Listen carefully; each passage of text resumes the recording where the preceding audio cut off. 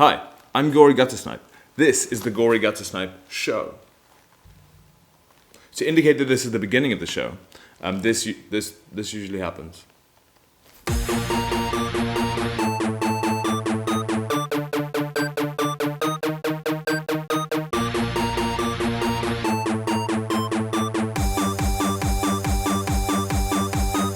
This week we have some news about animals and things, as we do. If you've seen the show before, it's like a big bit.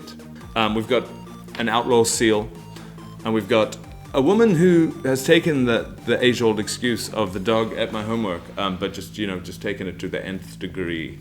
And then this week's music feature is a band that I'm just super stoked to tell you about. They're called Dead Freights, and they're very fucking good. But before we get into music things and good things and news and stuff, I want to talk a little bit about this guy, this dude over here. His name's Jordan Peterson, right? Boom! Everyone's triggered already. Boom! Triggered. It doesn't matter if you like him or if you don't like him, you're triggered in some way, because you don't know what I'm going to say! You don't know what I'm going to fucking say! It's great. Just going to leave you there. Stay triggered. Stay triggered. Hands on the fucking fingers on the trigger. I'm not going to tell you my opinion on the guy right now because I'm still forming one, and I think there's a lot there. He's a very divisive, important, good, bad. There's lots of things. There's lots of ways to describe this guy. But I'm going to tell you about a Facebook status that I made, asking that exact question. That's all I was doing. I was just doing a little bit of research for life, because when you're alive and you ask questions and stuff, you just, you got a thirst for knowledge, you got to quench it. I made a status saying, Jordan Peterson, good guy, question mark, bad guy, question mark, or a bit of both, question mark.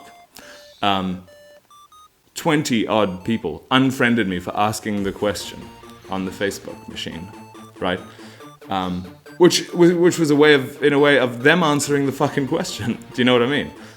Again, that could have been pro-Petersons, it could have been anti-Petersons, but they just didn't know where I stood. So they were like, oh, he's talking about our guy, or he's talking about that guy. Either way, they were like, I'm out of here, done with this. I will not engage. There will be no engagement. But the people who did engage, they proper engaged. Like as engaged as someone could be, like engagement party stuff.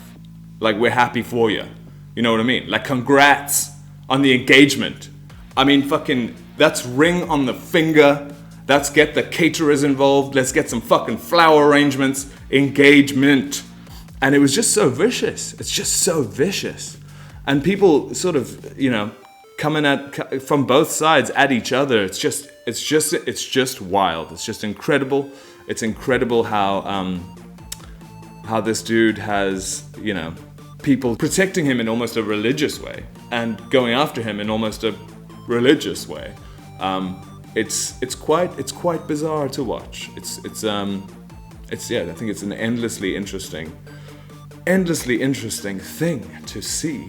And I know there are people who, they will think less of me for not hating him already. Do you know what I mean? You've got to hate him. And there are people who will think less of me for not really appreciating his hard work, or really, you know what I mean? There's going to be those things as well. Please do let me know in the comments where you stand on Jordan Peterson, and do not say his throat. Where you stand on the subject around him, But yeah, I mean, I've got friends on both sides, close friends on both sides of that argument, people that really love him, people that really fucking hate him. But I think that there's value in that alone. I mean, I have friends who are lawyers, I have friends who are doctors, I have friends who are pornographers, I have friends who are artists and musicians and drug addicts and fucking, carjackers and murderers and fucking, baby stranglers and stuff. But I like that, I think that it's good to have a varied, you want to be around different ideas and stuff. Do you know what I mean? I think that's quite important for growth. At some point in the future, I will be doing an episode, I think, just really trying to break it down for myself and for us, us, you and me. We're in this together now. But yeah, just trying to see all the angles, try and make sense of the, you know, just the power that this dude has to, you know, ignite something in human beings is quite a remarkable thing, whichever way you look at it. But yeah. And now, the news.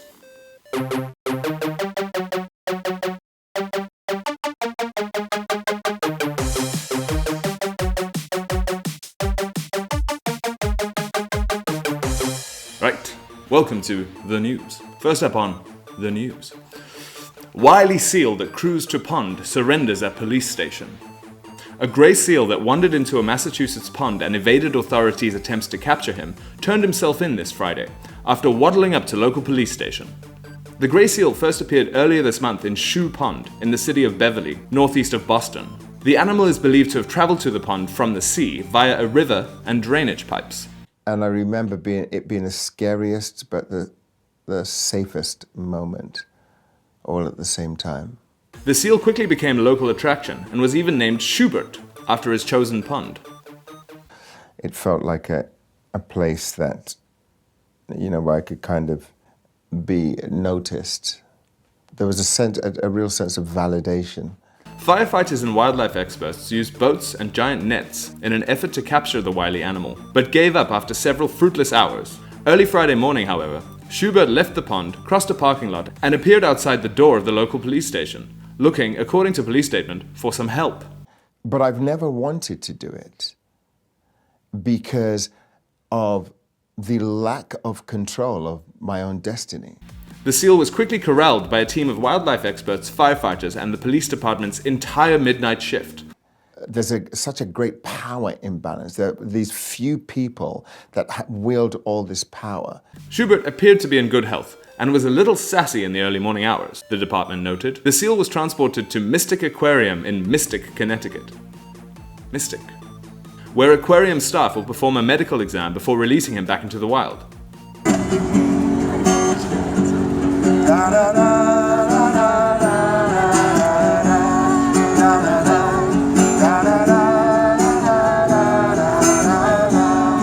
Now this is the stuff that you don't hear on CNN.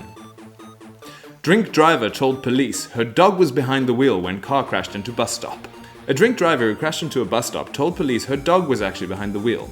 Melissa Jenkins Johansson tried to reverse out of a restaurant car park 4 times around midday, before drawing attention of a man who called the police. However, the 47-year-old did manage to successfully navigate out on the 5th attempt, before driving down a footpath and crashing just meters away from a child's play area. That child must have been really pissed off. Swansea Crown Court heard how staff from Ocean Cafe Bar and Restaurant beside the Parog in Fishguard, Pembrokeshire, rushed outside. Prosecutor Hannah George told the court on Wednesday the defendant then went onto the main road and paused for several minutes before driving to the Seaview Hotel and then Tesco. I'm making time. She was caught on CCTV in the supermarket. Judge Reese said Johansson's actions beggared belief. When 2 officers from Dyfed Powys Police visited Johansson at her home, she blamed the whole thing on her pet dog, Lily. The officers arrived at her address and found the car substantially damaged, Miss George continued. The officers then entered the property and were immediately hit with the smell of alcohol. You're drunk. Just bring out the cake and fine wine. She asked the police if they had any proof for her arrest, and then said her friend had driven the car, and also that her dog Lily drove the vehicle. The defendant was asked to give a sample of breath, but she refused. I want you to take one deep breath and fill this bag. Are you refusing to fill this bag? I most certainly am. She was then taken into custody and asked again to provide a sample, to which she refused again. Officers asked her instead if they could take a sample of her blood, to which she also refused. Presumably because she was so intoxicated, Judge Reese responded. She was babbling incoherent nonsense about her dog, for a start. Eyewitnesses, who stood helplessly and watched Johansson driving around the park with a half-drunk bottle of wine in her vehicle, said she had no thought for anyone around her. Her defense attorney said, "She did not seem to be driving erratically," he told the court, and the incident did not involve any form of police pursuit. These aren't mine, they belong to him. You're drunk. I assure you I'm not, officer. Honestly, I've only had a few ales. Right, music things. This week I'm speaking about Dead Freights, a band from Southampton in the United Kingdom. They're just fucking really, really good. And I was like, oh, I thought to myself, oh, I should tell people about them. So that's what I'm doing here today now. So I've been following this band for quite a while now. I'm not exactly sure. A year or two. Is that quite a while? I don't know. It's been a hell of a couple of years.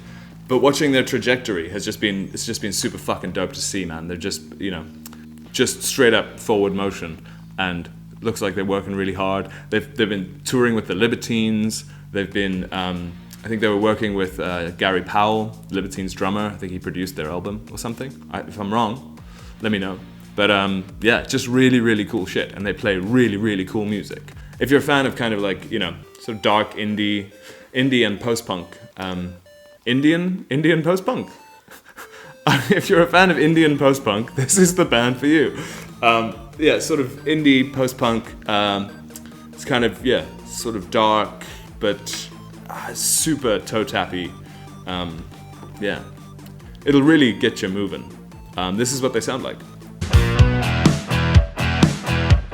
See if I care or give a fuck if my head's all scribbled up like a bullet from a weighted gun. I might be fake but fun, pucker up. Is that stab? So yeah, if you are picking up what they are, as one might rightly say, putting down, add them on MySpace. I'm sorry, are you from the past? But if you're not from the past, then you can follow them on Instagram and Spotify and all those things. They're fucking great. Buy their merch, do the thing, go and see them on tour if you're in, a place where that is humanly possible. Yeah, fucking love them. Give them a watching and a listening. So that's it for episode 5 of this Gory Guttersnipe Show. This one. I hope you enjoyed it, and if you did, let me know what you think in the comments below about all of these things, or any of these things, or none of these things if you want. You can just like soma like hoy something in there, like that, or something, I don't know. And yeah, massive cheers to all of you lot that have been sharing the videos on your social media and getting the word out there about this show. We see ya and we really appreciate it. Really means the world to us. If you'd like to support the channel further by giving us your hard-earned money through Patreon or PayPal, so that we can add aspects to the thing, which we, I want to say thank you to everyone who has so far, because we are now able to start doing interviews, which we will be doing soon.